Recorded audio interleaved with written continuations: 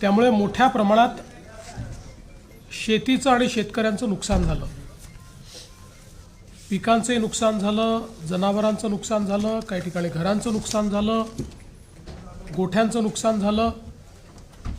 जे काही ग्रामीण भागातलं पब्लिक इन्फ्रास्ट्रक्चर आहे त्याचंही नुकसान झालं आणि दुर्दैवाने काही लोक मृत्युमुखी देखील पडले, काही लोक जखमी झाले। असं एक प्रचंड आपल्याला चित्र भीषण अशा प्रकारचं पाहायला मिळालं। आम्ही देखील वेगवेगळ्या ठिकाणी प्रत्यक्ष जाऊन या परिस्थितीची पाहणी केली, सातत्याने शेतकऱ्यांशी आम्ही चर्चा केली आणि एक प्रकारे दिलासा आपल्याला कसा देता येईल याचा प्रयत्न आम्ही केला। तातडीची मदत म्हणून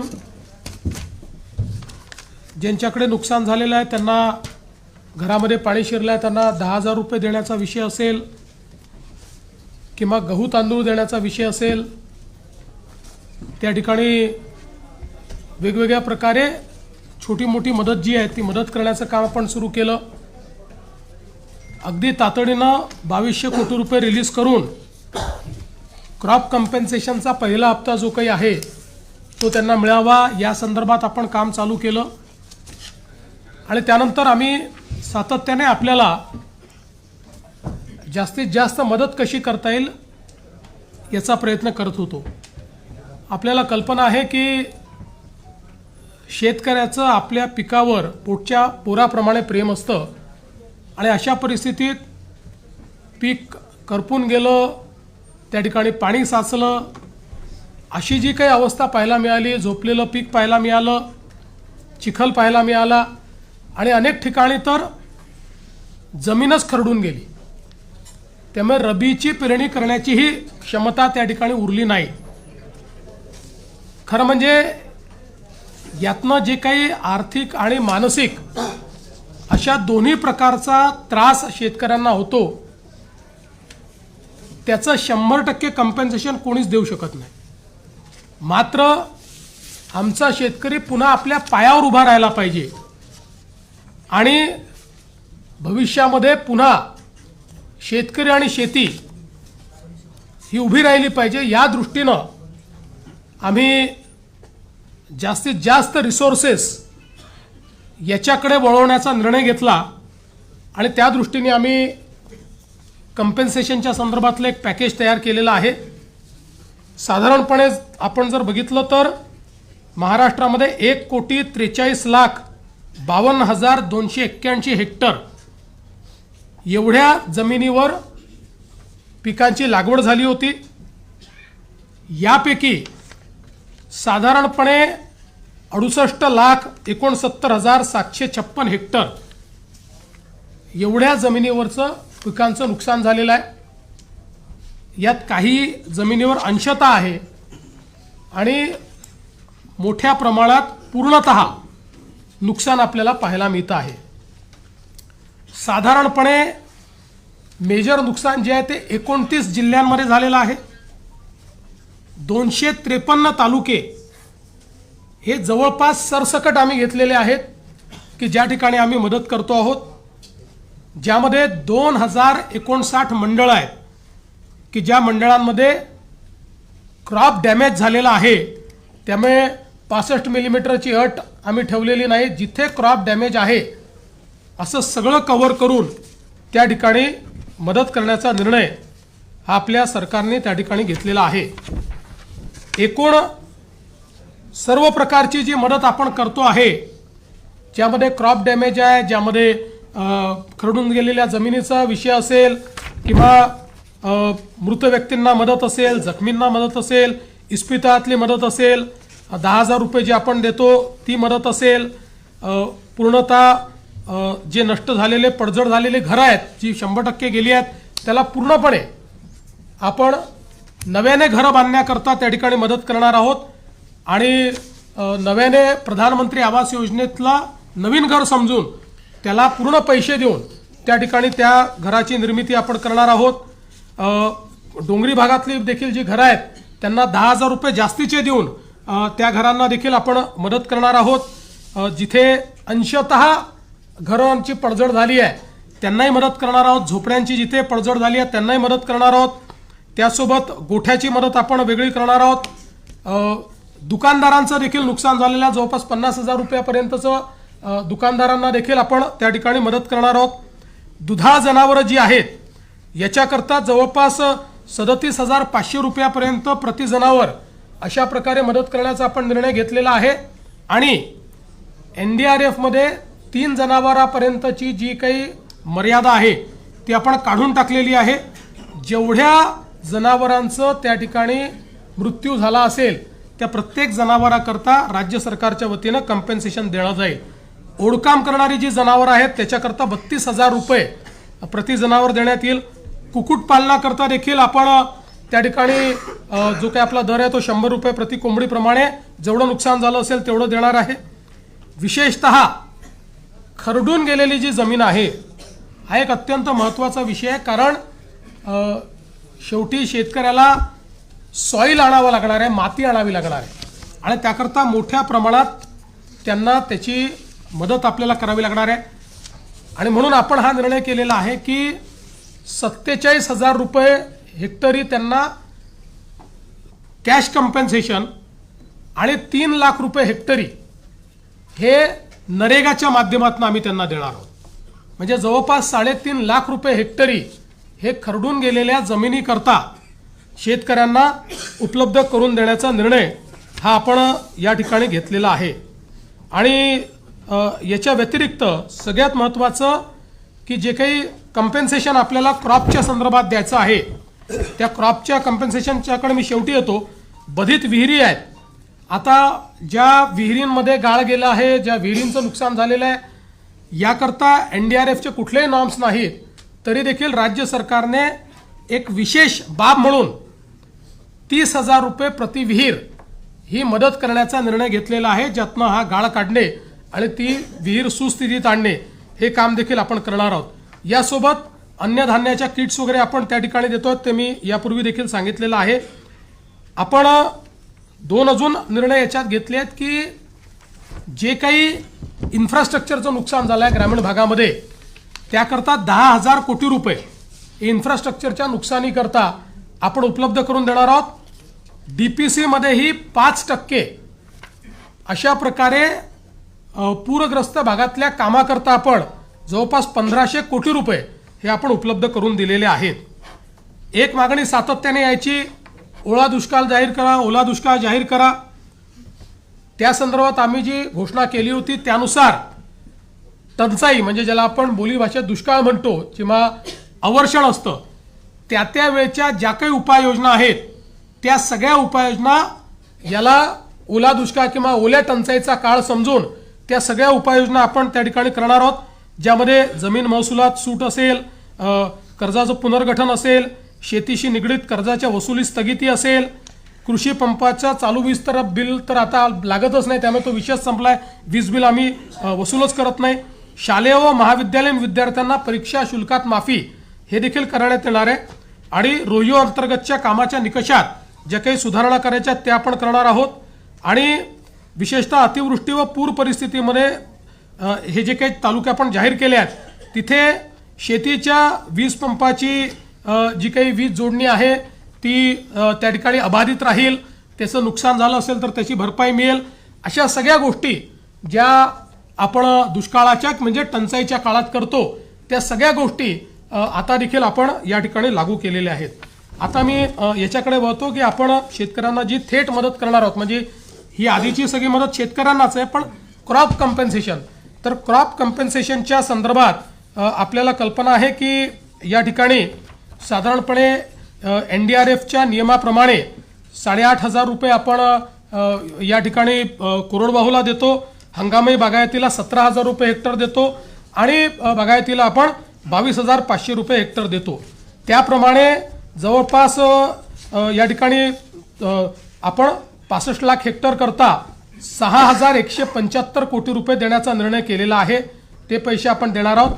आणि याच्या व्यतिरिक्त आपण हा निर्णय केलेला आहे की आता आमच्या शेतकऱ्याला किमान रबीचं पीक घेता आलं पाहिजे. त्याकरता बियाणं असतील किंवा इतर गोष्टींकरता आपण प्रति हेक्टरी अतिरिक्त 10,000 रुपये देण्याचा निर्णय केलेला आहे. त्यामुळे याकरता देखील 6,500 कोटी रुपये आपल्याला लागणार आहेत. म्हणजे आता जर आपण विचार केला तर जो कोरडवाहूचा आमचा शेतकरी आहे यांना हेक्टरी 18,500 रुपये मिळतील. जो आमचा हंगामी बागायती शेतकरी आहे त्याला 27,000 रुपये हेक्टरी मिळतील. आणि जो आमचा बागायती शेतकरी आहे त्याला 32,500 रुपये हे हेक्टरी देण्याचा निर्णय केला आहे. याच्या व्यतिरिक्त जवळपास 45 लाख आपले शेतकरी जे आहेत यांचा विमा आपण उतरवलेला आहे. विमा उतरवलेल्या शेतकऱ्यांना याच्या व्यतिरिक्त आता त्याचं कॅल्क्युलेशन चाललेलं आहे, पण याच्या व्यतिरिक्त अगदी कन्झर्वेटिव्ह साईडला जरी आपण पकडलं तरी ज्यांचं पूर्ण नुकसान झालेलं आहे अशा शेतकऱ्यांना साधारणपणे 17,000 रुपये हेक्टरी विम्याचे पैसे मिळतील. त्यामुळे आपण जर बघितलं तर ज्यांनी विमा उतरवलेला आहे अशा शेतकऱ्यांना साधारणपणे त्यातले जे कोरडवाहूचे शेतकरी आहेत त्यांनाही 35,000पर्यंत मिळतील आणि जे बागायती आहेत त्यांना तर 50,000 प्रति हेक्टरच्या वर एकंदरीत पैसे जे आहेत ते या ठिकाणी प्राप्त होणार आहेत. आणि साधारणपणे आपण जर एकूण राज्य सरकारने या ठिकाणी जो काही आता याच्यावर नियतव्यय दिलेला आहे त्याचा एकत्रित अंदाज बांधला. आम्ही याच्यामध्ये साधारणपणे इन्शुरन्सचे पैसे जे आहेत ते 5,000 कोटीच पकडले आहेत, पण आमचा अंदाज आहे 7,500 ते 10,000 कोटी रुपये आम्हाला त्यातनं मिळतील. पण कन्झर्वेटिव्ह अंदाज आम्ही पकडला आहे कारण त्या संदर्भात अजून क्लेम जाणे आणि ती सगळी प्रोसेस होणे आहे. पण हा जरी आपण पकडला कन्झर्वेटिव्ह अंदाज तरी एकूण राज्य सरकारच्या वतीनं 31,628 कोटी रुपयांचं पॅकेज हे आपण या ठिकाणी देतो आहोत की ज्या माध्यमातनं 31,628 कोटी एवढं पॅकेज म्हणजे जवळपास 32,000पर्यंत हे पॅकेज चाललेलं आहे. 32,000 कोटीपर्यंत अशा प्रकारचं हे पॅकेज या ठिकाणी आपण दिलेलं आहे. आणि आपला प्रयत्न आहे की यातला जेवढा जास्तीत जास्त पैसा हा आपल्याला या ठिकाणी दिवाळीच्या आधी देता येईल. किमान क्रॉप कॉम्पेन्सेशनचे पैसे वगैरे जे काही आहेत हे जेवढे जास्तीत जास्त दिवाळी आधी पुश करता येतील. बाकी तर जे मृत व्यक्तींचं सहाय्य आहे, जखमींचं सहाय्य वगैरे हे आम्ही ऑलरेडी देऊन टाकले आहेत. 10,000 रुपये जे द्यायचे आहेत ते ऑलरेडी देऊन टाकलेले आहेत. बऱ्याच गोष्टी आपण यातल्या दिलेल्या आहेत. काही गोष्टी ज्या राहिलेल्या आहेत त्या सगळ्या गोष्टी आणि क्रॉप कॉम्पेन्सेशनचे पैसे हे आपण त्या ठिकाणी देण्याचा प्रयत्न करणार आहोत. आणि आपण जर विचार केला तर निव्वळ क्रॉप कॉम्पेन्सेशन करता आपण याच्यामध्ये जे पैसे देतो ते देखील जवळपास 18,000 कोटी रुपयांपेक्षा जास्त आहेत. म्हणजे मला असं वाटतं की आत्तापर्यंतच्या इतिहासात सर्वात जास्त पैसे हे क्रॉप कॉम्पेन्सेशनला देण्याचा प्रयत्न या ठिकाणी आपल्या सरकारच्या माध्यमातून आम्ही केलेला आहे. आम्ही तिघांनी बसून याच्यावर खूप विचार केला आणि हा निर्णय केला की 4 खर्च कमी करावे लागले तरी देखील आपण त्या संदर्भात मागे पुढे पाहू नये, कारण शेतकऱ्यांवर अभूतपूर्व अशा प्रकारचं हे संकट आहे. आणि म्हणून आपण जे काही जास्तीत जास्त करता येईल तो करण्याचा प्रयत्न आम्ही करू. याच्या व्यतिरिक्तही आमचा हा प्रयत्न आहे. आज मुख्यमंत्री सहायता निधीला देखील मोठ्या प्रमाणात लोक मदत करतायत आणि त्याही माध्यमातून अनेक गोष्टी अशा असतात की ज्या आपल्या कुठल्याच नियमामध्ये आपल्याला कव्हर करता येत नाहीत. त्यामुळे अशा प्रकारच्या ज्या काही गोष्टी हळूहळू आढळतील त्याच्यावर आम्ही मुख्यमंत्री सहायता निधीतनं किंवा काही लोकांनी CSR देखील देण्याचं मान्य केलं आहे. त्या CSRच्या माध्यमातून आपल्याला कशी मदत करता येईल या संदर्भातला प्रयत्न आमचा असणार आहे. कुठल्याही परिस्थितीमध्ये शेतकऱ्यांच्या मुलांचं शिक्षण हे याच्यामुळे बाधित होऊ नये, त्यांची स्वप्न कुठेतरी खंडित होऊ नये अशा प्रकारचा प्रयत्न या माध्यमातून आम्ही या ठिकाणी केलेला आहे. त्यामुळे हे सगळं मी आपल्यासमोर पॅकेज ठेवलेलं आहे. मी माननीय अजितदादा आणि शिंदे साहेबांना विनंती करतो की त्यांनी देखील मत याच्यावर व्यक्त करावं.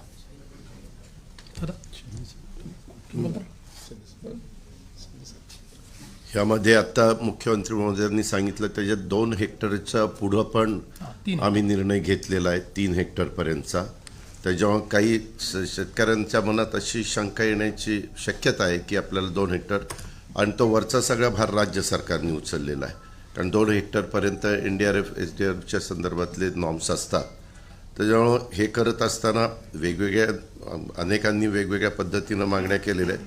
पण या सगळ्याच्यामध्ये कुठल्याही परिस्थितीत त्या शेतकऱ्याला उभं करायचंच असा निर्णय राज्य सरकारने घेऊन ह्या सगळ्या गोष्टी अंमलात आणण्याच्या करता आपण हे पॅकेज हे जाहीर केलेलं आहे आणि ज्यात खूप बारकाईनं विचार करून कुठलाही घटक हा वंचित राहणार नाही ह्याबद्दलची पण काळजी राज्य सरकारने हे पॅकेज जाहीर करत असताना केलेलं आहे. आणि अजूनही पॅकेज जाहीर केल्यानंतर जर यदाकदाचित चुकून कुठली गोष्ट राहिली असेल, कारण तिथली भौगोलिक परिस्थिती प्रत्येक ठिकाणची वेगवेगळी असते, त्यावेळेस मुख्यमंत्री महोदय म्हणाले की आपण परत काही जर असं वाटलं तर त्याबद्दलचं म्हणजे एखादं राहून गेलं तर ते पण आम्ही इन्क्लूड करायची आमची तयारी आम्ही ठेवलेली आहे.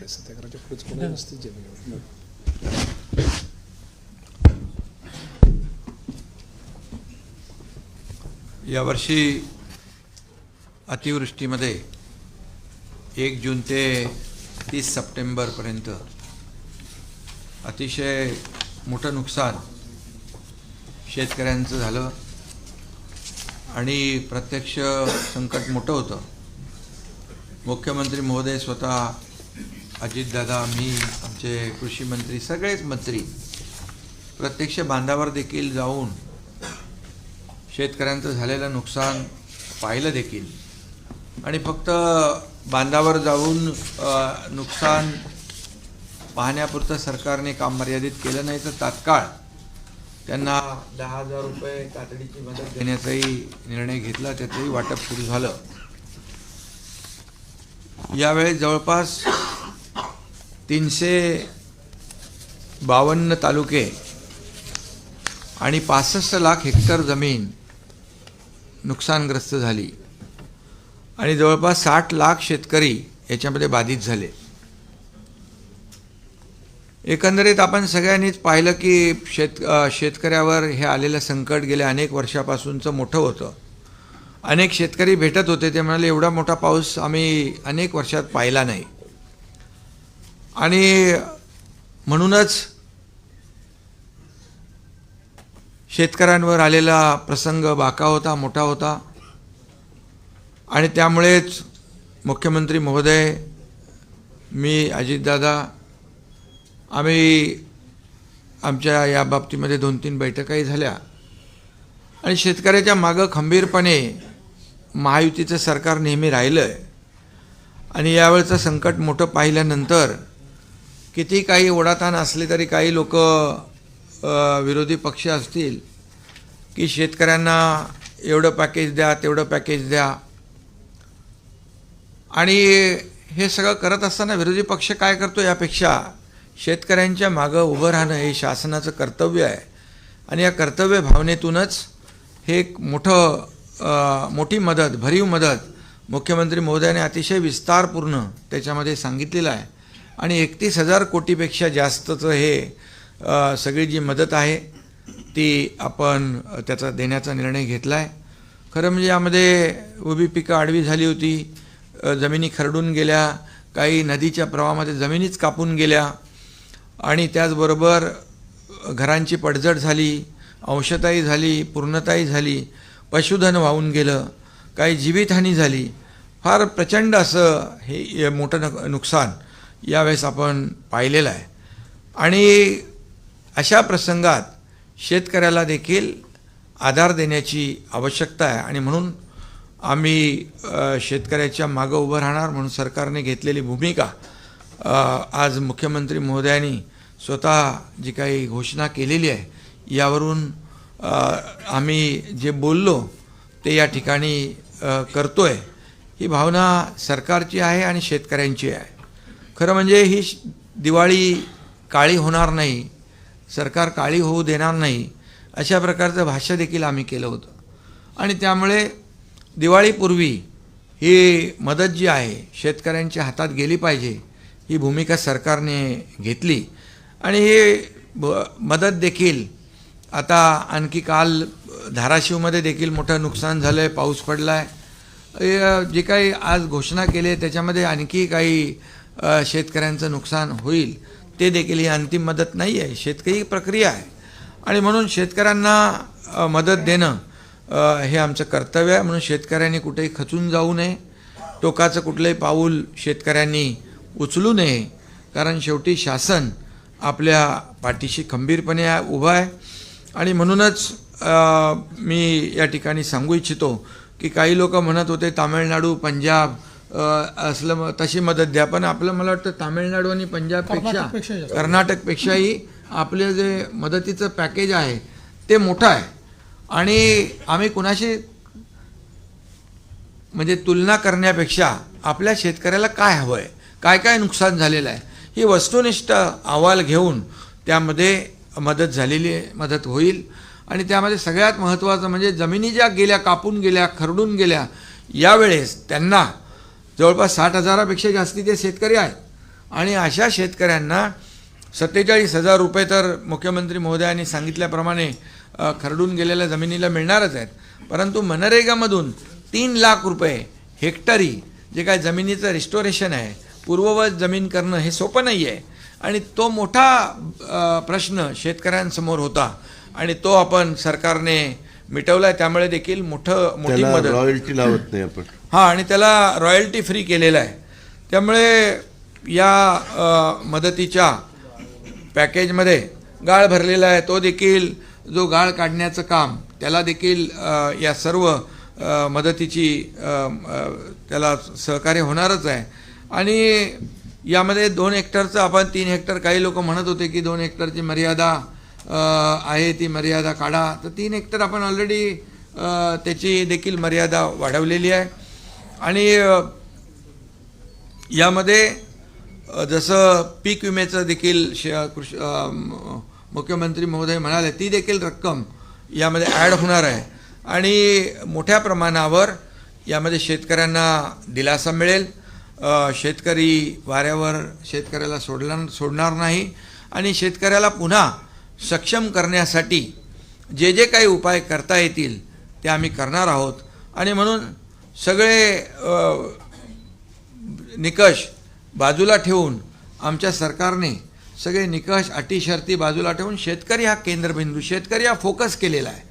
आणि म्हणूनच या वेळेस किती ताणाताण असली, ओढाताण असली, तरीसुद्धा सरकारने खूप मोठा निर्णय शेतकऱ्यांसाठी घेतलेला आहे.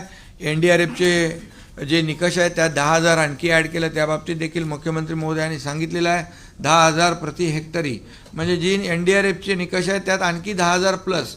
म्हणजे यामध्ये पुढचं जे काय रबीचं पीक आहे ते घेण्यासाठी शेतकऱ्यांना खतं, बी बियाणं या संदर्भात देखील मदतीचं जे नुसतं आता झालेल्या नुकसानीची मदत न देता पुढच्या पिकाला देखील त्यांना मदत कशी मिळेल यासाठी देखील सरकारने विचार केलेला आहे. आणि त्याचबरोबर आम्ही तिघांनी, अमितभाई आले होते त्यावेळेस देखील त्यांना विनंती केली की मोठं संकट आहे आणि या संकटामध्ये आम्ही राज्य सरकार तर पूर्ण ताकदीने खंबीरपणे शेतकऱ्यांच्या मागे उभे आहोतच. आम्ही तर बिलकुल जे काही मदत करायची ते करणार, पण केंद्र सरकार देखील यामध्ये केंद्राची देखील मदत झाली पाहिजे अशा प्रकारची मागणी अमितभाईंकडे केली. आदरणीय प्रधानमंत्री मोदीजींना देखील मुख्यमंत्री महोदयांनी आमच्या सहीचं पत्र दिलं, तिकडे देखील निवेदन दिलेलं आहे. आणि अमितभाईंनी देखील त्यांच्या परवाच्या जाहीर भाषणात देखील सांगितलं, महाराष्ट्रातल्या शेतकऱ्याच्या मागं केंद्र सरकार खंबीरपणे उभं राहील. आपला प्रस्ताव दाखल केला की तातडीने तो मान्य केला जाईल. त्यामुळे मला वाटतं की यावेळचं संकट मोठं बघून राज्य सरकारने मोठा निर्णय घेतलेला आहे. आकड्यामध्ये म्हणजे आपण आकडे पाहिले किंबहुना ज्या ज्या पद्धतीचं नुकसान शेतकऱ्यांचं झालं आहे या सर्व शेतकऱ्यांना पूर्णपणे मदतीचा हात राज्य सरकार देईलच आणि तो निर्णय आपण घेतलेलाच आहे. आणि यानंतर देखील काही छोट्या मोठ्या काही गोष्टी समोर येतील त्याला देखील सरकार हात आकडता घेणार नाही. आणि केंद्र सरकार देखील आदरणीय प्रधानमंत्री नरेंद्र मोदीजी नेहमीच शेतकऱ्यांच्या पाठी उभे राहिलेले आहेत. म्हणूनच तर त्यांनी दर वर्षाला शेतकरी सन्मान योजना सुरू केली. आपणही त्याच्यामध्ये तेवढेच 6,000 रुपयाची भर घालून नमो शेतकरी सन्मान योजना देखील सुरू केली. त्यामुळे शेतकऱ्यांच्याबद्दल असलेला जो काही जिव्हाळा आहे, जी काय आपुलकी आहे, शेवटी शेतकरी आपला अन्नदाता आहे, मायबाप आहे. आणि म्हणून आज बळीराजाच्या डोळ्यामध्ये अश्रू आहेत, ते अश्रू पुसण्याचं काम नक्की राज्य सरकार केल्याशिवाय राहणार नाही. आणि त्याचीच प्रतिपूर्ती आजच्या मुख्यमंत्री महोदयांनी डिटेलमध्ये जे काय घोषित केलं त्यातून येते आणि केंद्र सरकार देखील यामध्ये भरीव मदत आपल्याला दिल्याशिवाय राहणार नाही. त्यामुळे पूर्णपणे शेतकऱ्याच्या मागे आम्ही उभे राहू आणि शेतकऱ्याला मोठा दिलासा देऊ. पुन्हा एकदा मी सांगतो की शेतकऱ्यांनी कुठेही खचून जाऊ नये. सरकार आपल्या पाठीशी आहे. कुठलंही टोकाचं पाऊल उचलू नये अशा प्रकारची विनंती या ठिकाणी आम्ही शेतकऱ्यांना करतो आहे.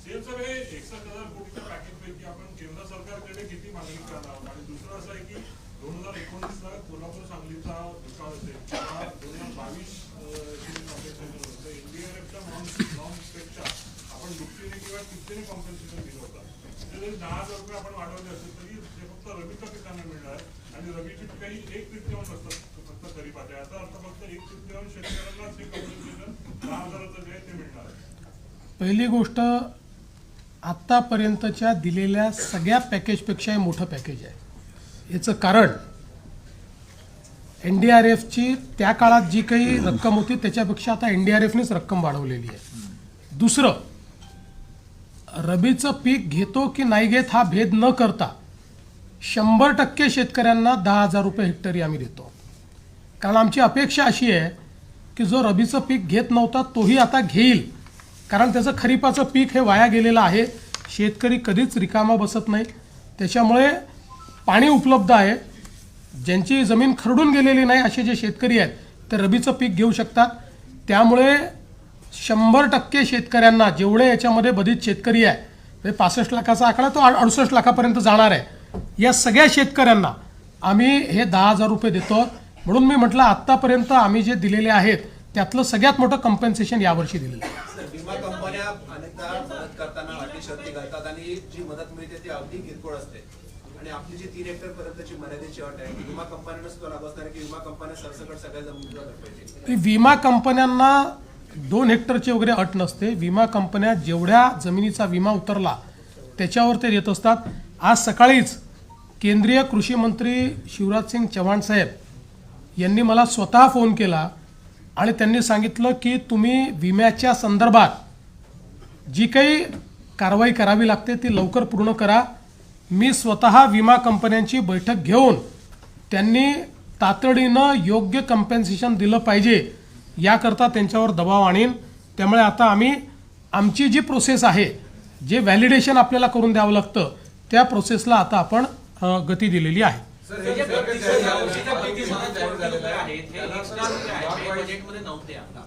हे त्याच्यामुळे ऑलरेडी आपल्यावर आर्थिक ताण होता, हा अजून ताण वाढणार आहे. काल भुजबळ साहेब पण म्हणजे अनेक स्कीमला प्रॉब्लेम येतोय आधीच्या काही स्कीम्समुळे. तर अशा कोणत्या स्कीम्स आहेत की ज्याला यातून प्रॉब्लेम येऊ शकतो? कारण तुम्ही ते आता त्यावेळी बघू. बघा, असं आहे, शेवटी शेतकऱ्यांना जर मदत करायची असेल तर कुठेतरी ताण हा सहन करावा लागेल.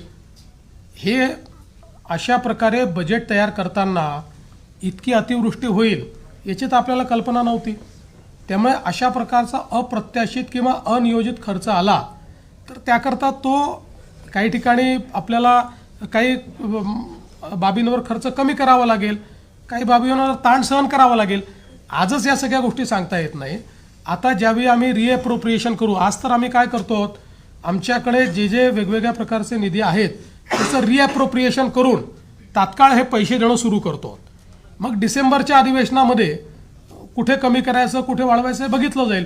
पहिलं प्रायोरिटी काय आहे, शेतकऱ्यांना मदत करणे, ती आम्ही करतो. सर, हा जो प्रस्ताव आहे, हा जो पॅकेज आहे सर, मराठवाड्यामध्ये खूप जास्त नुकसान झालेलं आहे. त्याच्या विभाग वाईज काय आकडा मिळेल का? आणि केंद्र सरकारकडे जर जो प्रस्ताव सादर करणार आहात तो कधी होणार? पहिलं तर विभागशा आत्ता याला देता येणार नाही, पण साधारण तुम्ही ठोक अंदाज घेतला तर परभणी, वाशिम, जालना आणि यवतमाळ हे जिल्हे असे आहेत की जिथे 50% जास्त नुकसान आहे.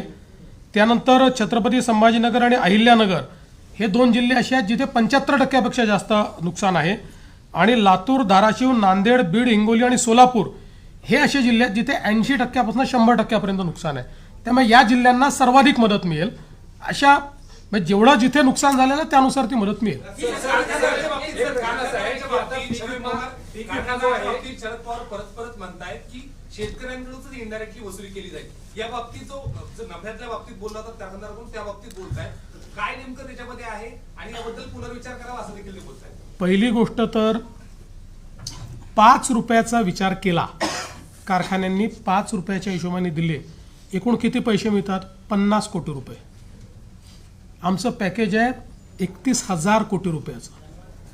त्यामुळे केवळ त्या कारखान्यांना जाणीव असावी एवढ्यापुरतं आम्ही त्यांना ही विनंती केली आहे. आता आपल्याला कल्पना आहे की FRP कॅल्क्युलेट करण्याची एक पद्धत आहे. शेतकऱ्यांना काय मिळते? FRP मिळते. ती FRP कॅल्क्युलेट करण्याची पद्धत आहे. त्या पद्धतीने जी FRP कॅल्क्युलेट होईल ती शेतकऱ्यांना द्यावीच लागेल. त्याच्यातनं एकही पैसा कट करता येणार नाही. त्याच्या व्यतिरिक्तही पैसे त्यांना द्यायचे आहेत. त्याच्यामुळे अर्थातच नफ्यात नाही पैसे द्यायचे आहेत. आज जर राज्य सरकार त्या ठिकाणी या सगळ्या कारखान्यांना अडचणीत आले तर कर्ज देतं, बिनव्याजी कर्ज देतं, कर्जामध्ये सूट देतं, इथेनॉल करता पैसे देतं, कोजेन करता पैसे देतं, कोजेनमध्ये शॉर्टफॉल आला तर त्याला पैसे देतं, त्यांची मार्जिन आली तर त्याला पैसे देतं. अशा परिस्थितीमध्ये शेतकऱ्यांवर त्या ठिकाणी अशा प्रकारचं काही समजा एखादं संकट आलं तर त्याच्यात मदत करायला हरकत काय? आणि साधारणपणे 200 कारखाने आपल्याकडे गाळप हंगामात असतात. कारखाने जास्त आहेत. याचा हिशोब लावला तर 25 लाख रुपये देखील एखाद्या कारखान्याला येत नाही. पण मी त्याच्या पलीकडे जाऊन सांगतो, अनेक कारखाने असे आहेत की जे आम्हाला 1-1 कोटी रुपये देतात स्वतःहून समोरून येऊन.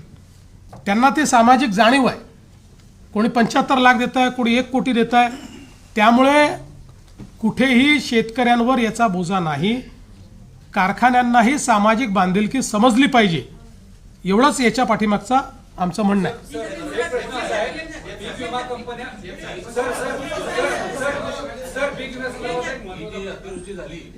यांचं आलं की तुम्हाला यंदाचा पीक विमा हा पीक कापणी प्रयोगावर मिळणार आहे.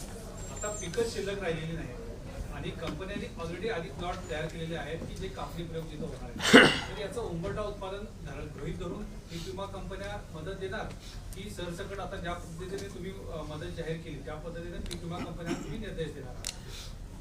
पीक कापणी प्रयोगाचा अर्थ असा आहे की नेमकं पीक किती उरलेलं आहे ह्याचा अंदाज बांधला जातो. म्हणजे पिकाचं नुकसान किती झालेलं आहे. जिथे पीकच नाही, जिथे पूर्ण नुकसान झालेलं आहे त्या ठिकाणी पूर्ण नुकसानच पकडावं लागेल. तिथे पीक कापणी प्रयोगाचे काही विषय राहणार नाही. फक्त जाऊन त्या ठिकाणी त्यांना ते व्हॅलिडेट करावं लागेल. टाईम बाउंडच आहे ते. त्याचीच कारवाई आता चाललेली आहे. त्यामुळे 100% टाईम बाउंड आहे आणि त्या संदर्भात त्यांना जी काही मदत लागेल ती आम्ही करायला तयार आहोत. दुसरं तुम्ही जे म्हणालात, आम्ही पीक कापणी प्रयोगावर परत का आलो? यापूर्वी आम्ही काही ट्रिगर दिले होते. काही लोक म्हणतात ट्रिगर का काढले? आमचा 2 वर्षाचा अनुभव असा राहिला की या ट्रिगरमुळे पहिले 25% तर शेतकऱ्यांना तात्काळ मिळाले, पण नंतरचे 75% ट्रिगरमध्ये बसलेच नाहीत. त्यामुळे शेतकऱ्यांचं नुकसान झालं आणि म्हणून आम्ही म्हटलं ही पद्धत नको, जुनी पद्धत बरोबर आहे. कारण पीक कापणी प्रयोगामुळे 100% पैसे मिळतात आणि म्हणून आम्ही त्या पद्धतीकडे परत गेलेलो आहोत आणि त्या पद्धतीने विमा आम्ही देतो आहोत. सर, हे आपण वर्षानुवर्ष जे नद्यांचे गळे दाबले आणि अतिक्रमण त्या नद्यांवर झाले, त्याचा एक मोठा परिणाम आपल्याला परवाच्या अतिवृष्टीमध्ये आणि त्यातून आलेल्या महापुरामध्ये दिसून आलेला आहे. सरकार आता हे कम्पेन्सेशन देताना दीर्घकालीन उपाययोजना काय विचार करत आहे? कारण की हे जे नद्यांचे गळे दाबले गेले, अतिक्रमण झाले, त्यातून हे सगळे प्रश्न मोठ्या प्रमाणात निर्माण झालेले आहेत. नाही, तुमचं म्हणणं अतिशय योग्य आहे. केवळ नद्याच नाही, नाले जे आहेत ते अधिक महत्त्वाचे आहेत.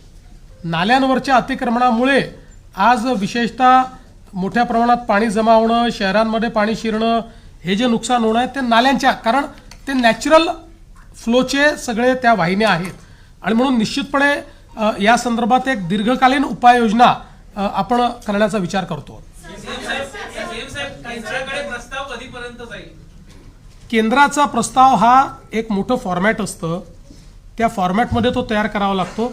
आपण आपलं कंपन्सेशन जेव्हा घोषित करतो त्यावेळेस आपण अनेक वेळा नजर आणेवारीवर देखील तो करू शकतो, त्याला काही अडचण नसते. पण केंद्राकडे पूर्ण फॅक्ट अँड फिगर्ससहित जावं लागतं. त्यामुळे त्या संदर्भातली कारवाई आमची चाललेली आहे. प्रस्ताव केंद्राला एकदाच पाठवता येतो, तो परत रिवाईज नाही करता येत.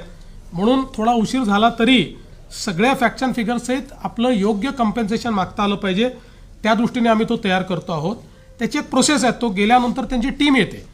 त्यामुळे पण जसं मी यापूर्वी देखील सांगितलं की त्याकरता आम्ही थांबणार नाही आहोत, कारण ती रिएम्बर्समेंट आहे. त्यामुळे आम्ही खर्च केला म्हणजे आता केंद्र देणार नाही असं नाही आहे. आम्ही खर्च केला तर ते पैसे केंद्र रिप्लेस करून देतं. जसं आताही NDRFमध्ये आपल्याला 3-4 हजार कोटी रुपये ॲडव्हान्समध्ये दिले होते, ते आता आपल्याला खर्च करता येतात याच्यामध्ये. म्हणजे त्याच्यात ते ॲडव्हान्समध्ये आपल्याला वर्षाच्या सुरुवातीलाच मिळतात.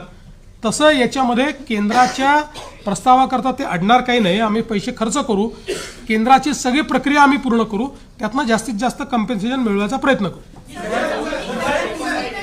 ज्या जमिनी खरडून गेलेल्या आहेत त्या पुन्हा उपजाऊ करण्यासाठी बराच काळ लागेल असा अंदाज वर्तवला जातो. तर तुम्ही आर्थिक मदत तर दिली आहे, पण जमीन उपजाऊ व्हायला शेतकऱ्याला काही आणखी तुम्ही तोपर्यंत पर्यायी जागा देणार का, किंवा काही अभ्यासगट तिथं नाही, याची आवश्यकता नाही आहे. जेव्हा जमीन खरडून जाते त्यावेळी आपण त्या ठिकाणी दुसरीकडनं माती आणतो, सॉईल आणतो. आणि जसं आता सोलापूरमध्ये प्रयोग सुरू केला, सर्वाधिक बाधित सोलापूर आहे. तर या ठिकाणी जो धरणांमध्ये गाळ वाहून आलेला आहे, हा गाळच उपसा करून तो शेतकऱ्याच्या शेतीमध्ये नेऊन टाकायचा. त्याकरता उपस्याला पैसे लागतात, त्याकरता ट्रान्सपोर्टला पैसे लागतात, ते सगळे लेबरचे पैसे लागतात, ते आम्ही उपलब्ध करून देतोय. आणि हा जो गाळ आहे हा इतका उपजाऊ असतो, म्हणजे अनेक वेळा अशा प्रकारचा आपण मागच्या काळामध्ये गाळमुक्त धरण, गाळयुक्त शिवार योजना केली. तर जेव्हा अशा प्रकारचा गाळ आणून आपण शेतीमध्ये टाकतो त्यावेळी आपल्याला जे वेगवेगळी खतं त्या ठिकाणी किंवा रासायनिक खतं यूज करावी लागतात, त्याचा उपयोग अगदी मिनिमम होतो आणि कदाचित पहिल्या वर्षी तो करावाही लागत नाही, म्हणजे कमीत कमी करावा लागतो. त्यामुळे ही अतिशय उपजाऊ अशा प्रकारची ती जमीन त्या ठिकाणी तयार होते. म्हणून वेगाने हे काम करता यावं म्हणूनच 2 भाग केलेले आहेत. याच्यातला जवळपास 47,000 रुपये कॅश कम्पन्सेशन आहे आणि 3 लाख रुपये नरेगातले.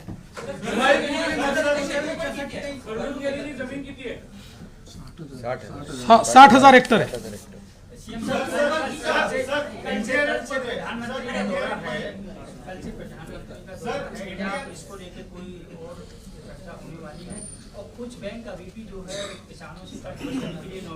असं आहे की एखाद दुसरी बँक काहीतरी करते, पण त्याचा अर्थ संपूर्ण राज्यात होत आहे असं जे चित्र निर्माण केलं होतं हे चुकीचं आहे. मध्ये त्या धाराशिवच्या एखाद्या बँकेने केलं असेल त्यांना आपण योग्य प्रकारे सांगतो, कारण शेवटी सगळीकडेच काही विचित्र लोक असतात, पण याचा अर्थ सगळीकडे होतं असं नाही आहे.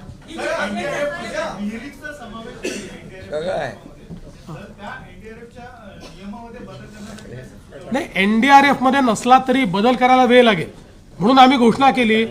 NDRF मध्ये नसलं तरीही आम्ही 30,000 रुपये विहिरींकरता देणार आहोत, राज्य सरकारच्या पैशातून देणार आहोत.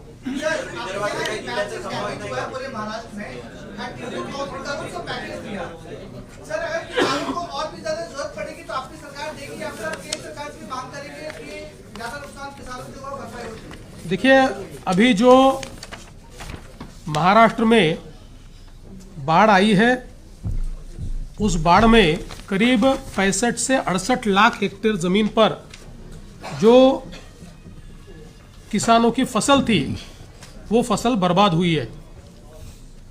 कई अलग अलग प्रकार से किसानों का नुकसान हुआ है. कहीं मवेशी बहकर गए हैं, कहीं पर घरों का नुकसान हुआ है, कुछ इंफ्रास्ट्रक्चर का नुकसान हुआ है, अलग अलग प्रकार से ज़मीन उनकी बह गई है. तो ऐसे अलग अलग प्रकार से किसानों का नुकसान हुआ है. राज्य सरकार ने ये निर्णय किया है कि हम लोग किसानों को अपने पांव पर खड़ा करने की कोशिश करेंगे.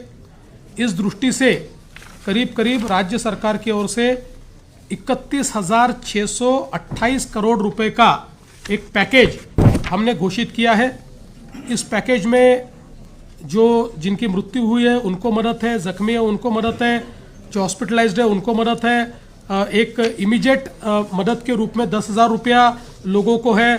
जो दुकान वाले हैं उनको 50,000 रुपये तक की मदद है. इसमें जो घर गिर गए उनको नए सिरे से घर बनाने के लिए मदद करेंगे. उसके साथ साथ जिनका घर का थोड़ा नुकसान हुआ है, पूरे गिरे नहीं है, उनको भी हम लोग कंपेंसेशन दे रहे हैं. जो मवेशियों को रखने के लिए शेड होता है उसके लिए भी हम लोग मदद करने वाले हैं. मवेशियों को NDRF में अगर वो दूध देने वाला जानवर हो तो उसके लिए 3 जानवरों तक ही कंपेंसेशन दिया जाता है. हमने तय किया कि हम पूरा कंपेंसेशन देंगे, जितने मवेशी उनके एक प्रकार से मरे हैं उतना पूरा उनको हम कंपेंसेशन देंगे. इसके साथ साथ हम लोगों ने कंपेंसेशन देने के लिए जो 2 हेक्टर की एक मर्यादा होती है उसको भी 3 हेक्टर करने का निर्णय लिया है। और जो जमीन बहकर जाती है, बह गई है, जो जहां पर अब खेती लायक जमीन नहीं बची, वहां पर सॉइल लाना पड़ता है, मिट्टी लानी पड़ती है, उसके लिए 47,000 रुपया कैश कंपेंसेशन और 3 लाख रुपया नरेगा के माध्यम से हम लोग देने वाले हैं, ताकि वो किसान आने वाले दिनों में वापस सॉइल लाकर अपनी जमीन को रिस्टोर करे और अपनी खेती किसानी को वो शुरुआत कर पाए। इस प्रकार का उनको मदद करने वाले। और इसके साथ साथ हम लोगों ने विशेष रूप से जो क्रॉप कंपेंसेशन है, क्रॉप कंपेंसेशन में करीब करीब हम लोग 17,675 करोड़ रुपया क्रॉप कंपेंसेशन दे रहे हैं, जिसमें एनडीआरएफ के नॉर्म के हिसाब से 8,500 रुपया हेक्टर जो ड्राईलैंड फार्मिंग करते हैं उनके लिए होता है। जहां पर थोड़ी सिंचाई है सीजनल, उनको 17,000 रुपया, और जहां पर सिंचाई उपलब्ध है वहां पर 22,500 रुपया ऐसे एनडीआरएफ के नॉर्म के हिसाब से हम लोग देंगे। लेकिन उसके साथ साथ उन सभी को, चूंकि अब उनकी खरीफ की फसल बर्बाद हुई है, तो ये लोग रबी में वापस फसल ले पाए, इसलिए 10,000 रुपया हेक्टरी ये एक्स्ट्रा कंपेंसेशन हम उनको दे रहे हैं। तो एक प्रकार से अगर हम लोग देखें तो जहाँ जो इरिगेटेड हमारे फार्मर है उनके लिए जो ये कंपेंसेशन है ये करीब करीब 32,500 रुपये तक जाने वाला है। इसके साथ साथ जिन्होंने इंश्योरेंस किया है, ऐसे 45 लाख हमारे पास किसान हैं। इन 45 लाख किसानों को एक बहुत ही, अगर हम लोग कंजर्वेटिव एस्टिमेट ले तब भी इनको हेक्टरी 15,000 से 17,000 रुपये मिल सकते हैं, और करीब 5,000 से 10,000 करोड़ रुपया ये इंश्योरेंस के माध्यम से हमारे किसानों को मिलेगा। तो उसकी भी व्यवस्था हमने की है। कुल मिलाकर अगर हम लोग देखें तो 29 जिले हमारे प्रभावित है, 253 तालुके हमारे प्रभावित है, और करीब करीब 2059 जो हमारे मंडल है वो इसमें प्रभावित हुए हैं। तो यहाँ पर अलग अलग प्रकार के उपाय हम लोग कर रहे हैं। इसके साथ साथ नॉर्मली जब अकाल पड़ता है उस समय जो उपाय योजनाएं की जाती है, उन उपाय योजनाओं को इस समय हमने लागू किया है, उसी जीआर को इसके साथ हम लोगों ने लागू किया है। तो जिसमें जो हम लोग लैंड रेवेन्यू लेते हैं उसमें, या जो एक कर्जा होता है उसमें जो छूट देनी पड़ती है उसकी वसूली में, किसानों से हम बिजली का, तो अभी हमने बिजली मुफ्त की है तो उसमें तो कोई वसूली का सवाल ही नहीं उठता है। तो ऐसे कई बच्चों के लिए उनके जो परीक्षा शुल्क है उसमें छूट देना है, ये सारे उपाय हम लोगों ने किए हैं। कुल मिलाकर हमारा ये प्रयास है कि जो हमारे किसान हैं उन किसानों को हम लोग अपने पैरों पर वापस खड़ा कर पाए। देखिए, किसानों को जो मानसिक रूप से तकलीफ होती है, जो आर्थिक रूप से तकलीफ होती है, वो दोनों 100% उसका कंपेंसेशन कोई कर नहीं सकता, लेकिन कम से कम सरकार किसानों के पीछे खड़ा रहकर उनको रबी के लिए और अगले सीजन के लिए खड़ा कर पाए, इस दृष्टि से हमने इस पैकेज का निर्माण किया है। आपल्या पूर्वीच्या मागणीप्रमाणे जर ओला दुष्काळ जाहीर केला असता तर ह्या पॅकेज पेक्षा त्यांना अतिरिक्त मदत मिळाली असती का? आणि आपण पूर्वी ती मागणी केली, एकही रुपया अतिरिक्त मिळाली नसती, कमी मदत मिळाली असती।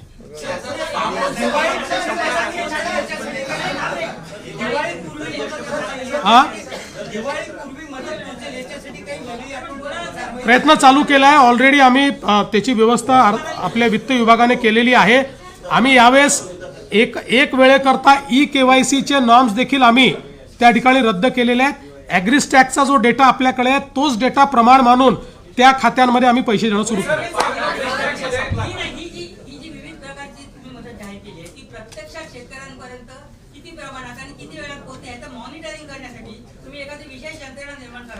आता जी काही मदत जाते ही थेट खात्यांमध्ये जाते, त्यामुळे ही पूर्णपणे इलेक्ट्रॉनिकली ट्रॅक होते, याचा संपूर्ण हिशोब असतो। त्याच्यामुळे फक्त 10,000 रुपये जे आपण सुरुवातीचे देतो, जे ज्यांच्या घरात पाणी घुसलंय तेच कॅश कंपेन्सेशन असतं, ते खात्यात देतो, पण खात्यात नसेल तर कॅश देतो। बाकी सगळी आपण जी आत्ता मदत करतो ही सगळी इलेक्ट्रॉनिकली डिजिटली खात्यामध्येच करतो आहोत, त्याच्यामुळे त्याचं पूर्ण ट्रॅकिंग होणार आहे। असं आहे की शेतकरी कर्जमाफीच्या संदर्भात जे आश्वासन या ठिकाणी आमच्या सरकारने दिलेलं आहे ते आम्ही पूर्ण करणारच आहोत।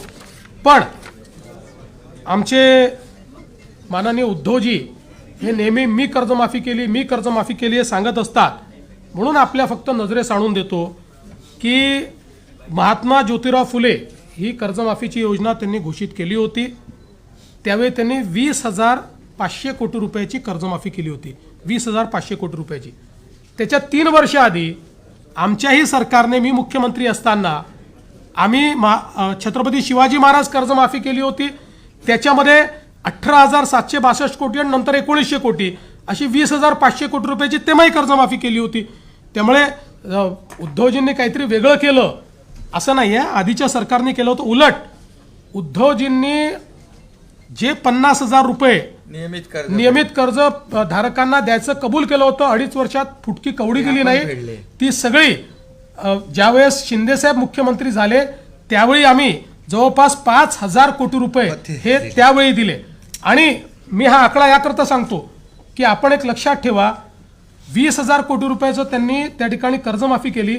आम्ही तर आत्ता जे कंपेन्सेशन देतो ते 18,000 कोटीचं आहे. म्हणजे 18 नाही, ते खरडून गेलेल्या जमिनीचा विषय केला तर 21,000 कोटीचा आहे. 21,000 कोटी रुपयाचं तर थेट कंपेन्सेशन आम्ही देतो आहोत. त्यामुळे आम्ही कुठेही आमच्या घोषणेपासून दूर गेलेलो नाही. पण आज कर्जमाफी करण्यापेक्षा थेट मदत करणं हे जास्त महत्त्वाचं आहे. कारण कर्जमाफी केली तरी तो आपल्या जमिनीवर माती कुठनं आणणार आहे, तो आपल्या पुढच्या हंगामामध्ये पैसे कुठनं आणणार आहे. आणि म्हणून कर्जमाफीच्या संदर्भात आम्ही कुठेही मागे हटलेलो नाही, ती देखील आम्ही करू. पण आज जी थेट मदत करणं हे गरजेचं आहे, ती थेट मदत आता राज्य सरकारच्या वतीनं आम्ही करतो आहोत. सर, एक सवाल ये भी है कि आपकी सरकार की तरफ से किसानों को मदद दी जा रही है, लेकिन कई जो किसान हैं, जो उनके परिवार वाले हैं, उनके पास शायद वो दस्तावेज, वो डॉक्यूमेंट्स नहीं होंगे. क्या उन किसानों को भी ये सहायता दी जाएगी? देखिए, इसके लिए दस्तावेज की आवश्यकता ही नहीं है. ये हमने अपने सर पर लिया है. इसका वैलिडेशन भी हम कर रहे हैं. इसका एग्रीस्टैक का अकाउंट भी हमारे पास है. तो इसलिए उनको कोई दस्तावेज देने की ज़रूरत नहीं है. इसका सर्वे भी हम लोग करते हैं, उसका वैलिडेशन भी हम लोग करते हैं. उसको उनके 7/12 के अनुसार उस गट में क्या क्या है उसकी एंट्री भी हम लोग करते हैं. उसको एग्रीस्टैक के साथ जोड़ते भी हम लोग हैं और उसमें पैसा भी हम ही लोग डालते हैं. चला, मध्ये 30% शेतकऱ्यांची अद्याप नोंदणी झालेली नाही.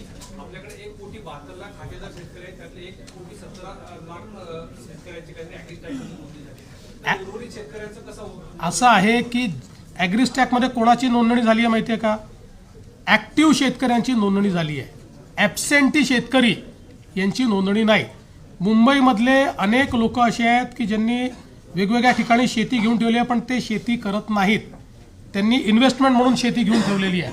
ॲक्टिव्ह शेतकऱ्यांची सगळ्यांची ॲग्रीस्टॅकमध्ये नोंदणी आम्ही केलेली आहे. मला सांगताना आनंद वाटतो, देशामध्ये पहिल्या नंबरवर महाराष्ट्र ॲग्रीस्टॅकमध्ये.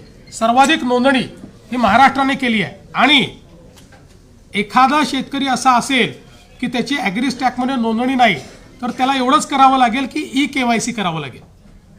कंपेन्सेशन त्याला पण मिळणार आहे. पण ॲग्रीस्टॅकचा उपयोग का करतोय की EKYC करावी लागू नये म्हणून. EKYCला थोडा वेळ लागेल म्हणून आपण करतोय. आमच्या मते जवळजवळ 100% ज्यांना कंपेन्सेशन द्यायचं आहे, 1% वाटल्यास बाजूला ठेवू, पण 99% शेतकरी ज्यांना कंपेन्सेशन द्यायचं आहे ते ॲग्रीस्टॅकच्या डेटामध्ये उपलब्ध आहे. हां, ते तुम्ही चांगलं सांगितलं, ते मी सांगायचं विसरलो. मत्स्य शेतीच्या बाबतीतही आपण त्या ठिकाणी जी काही नुकसान भरपाई आहे ती नुकसान भरपाई आपण देतो आहोत. आणि जवळपास मत्स्य शेती करता, त्याच्यानंतर काही ठिकाणी बोटींचं नुकसान झालेलं आहे, त्याही करता आपण नुकसान भरपाई देतो. आपण 100 कोटी रुपये त्याकरता वेगळे राखून ठेवले. चला, धन्यवाद. पुष्कळ